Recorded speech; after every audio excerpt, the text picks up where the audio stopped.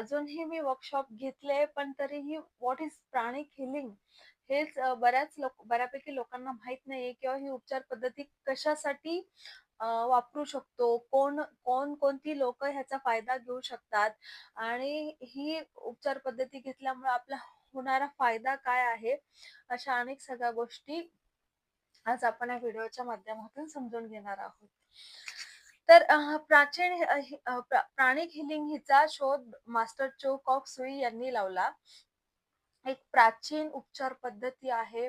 पुरातन काळात पासून यूज केली जाते. म्हणजे बघा, आपण जेव्हा आपल्या थोरा मोठ्यांचे आशीर्वाद घेतो, आपण पाया पडतो त्यांच्या, तर ते असे हात वरती करून आपल्याला आशीर्वाद देतात.